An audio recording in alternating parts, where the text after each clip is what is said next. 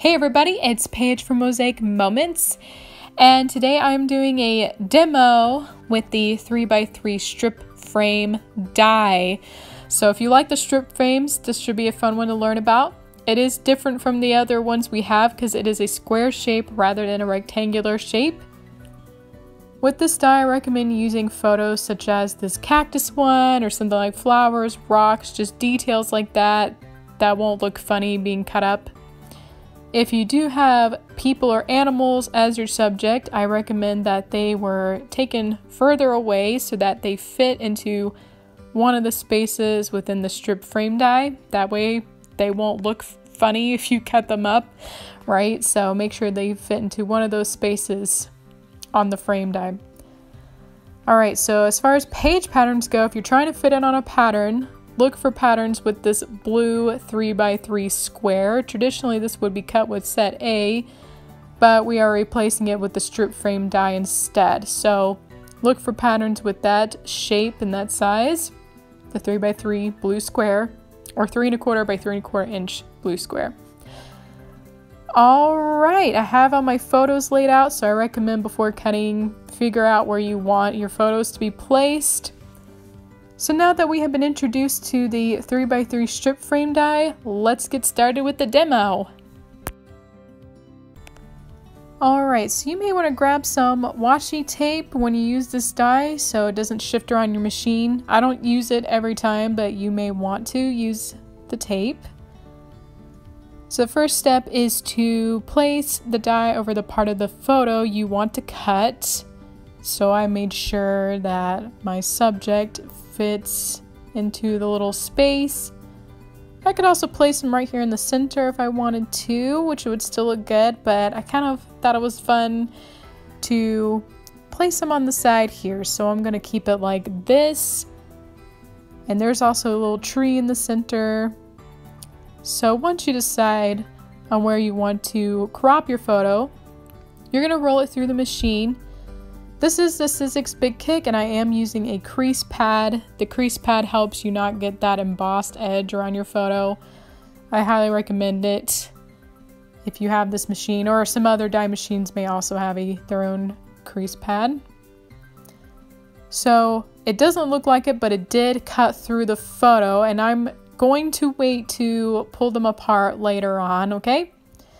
Here I have this little hummingbird. It's right in the center and it fits perfectly in the center of the strip frame die. So that's what I decided to do there. And again, I'm not going to pull it apart quite yet. Here I wanted the cactus and there was these really cool rocks, so I wanted those around the edges. Alright, you just roll it through the machine. And again, don't worry, it's been cut. Sometimes it won't look like it's been cut, but it has. Here I'm just deciding on where to place it. Just take your time. Sometimes you know right away where you will want the die to be placed. Here I kind of liked having the cactus in the middle and then the pink flowers are around the edges. In case you're wondering, I am putting the die in at an angle, which we recommend putting all the dies in at an angle just because that gives you a better and cleaner cut because you're not stuffing one side of the die in through the machine. It seems to help distribute the pressure of the die machine better. Here I'm using washi tape because my die is like right on the bottom edge of that photograph and I don't want it to slip because part of my subject was right on the edge there, as you probably could see. Alright, see here I have a little bird, and so I'm going to place him right in the center of this die. So this is a really cool die if you have a lot of scenic subjects and you took pictures of birds or animals or people from far away. Alright, now I'm going to glue down the pieces. Again, they did cut through, so you can probably see that there. And I'm using my Herma Dotto repositionable glue. And as you can see, you can see on the back of the photograph where they're cut. So I just pretty much put a strip of glue on each part. And now I'm just going to glue it down on the grid paper and I'm following along the pattern. So this one is going on the top left edge. And I know the center part's going to go right in the center of the square area. And then this one goes on the bottom. So yeah, take your time lining it up on the grid. So I pulled this last piece so it's easy to figure out where to go. I'm just going to carefully line it up along the grid paper. It was super easy, right? I can't believe how quick this die really goes. The strip frame dies to me are great because they look fantastic when you're finished. They make really cool designs and they're actually very, very easy to use. I mean, really, you just roll it through the machine and they pop out of the photograph like here. And then you just kind of have to carefully see which parts go where, but that's pretty easy to figure out, right? Whoops, that one flipped over. Again, I'm gluing each piece. And I know that one was on the top right corner, or excuse me, the top left corner, so I'm putting it there. That one on the left, this one goes in the center. We always know the little 1-inch square goes right in the center. And then we just build up the rest, kind of like a puzzle. All right, so that first row was finished. Well, it is finished now. I'm going to do the same thing again on the bottom here.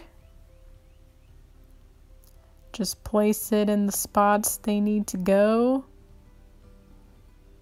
Yeah, so I recommend, because some of you have a hard time figuring out where to place these on your grid paper, or you look at the pattern, you're not sure where to start first. I recommend starting on the ones on the very edge of your grid paper. Not every pattern will be that way, but most of them probably will have a square space on the edge. So look at your pattern and start on one of the sides like I did here. I started on the right side of my grid paper, and then it's kind of easy to figure out where each die cut or space is after that, really. So I hope that made sense. If not, you can ask me more questions below in the comments. All right. It's really easy to tell where the center goes because it's the only square piece in the set. Now I'm going to stick on my last piece and line up on the grid lines carefully, and I am finished.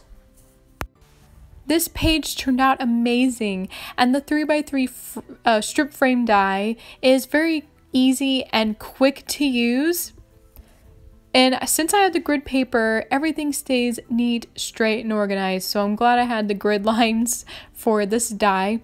One quick tip I do have is, if you notice, the rest of my elements are pretty simple. I have a neutral cardstock color. The strip frame die does make your pages busier, so make sure everything else looks pretty simple. All right, my demo is finished. I hope you enjoyed it, and I'll see you during my next tutorial.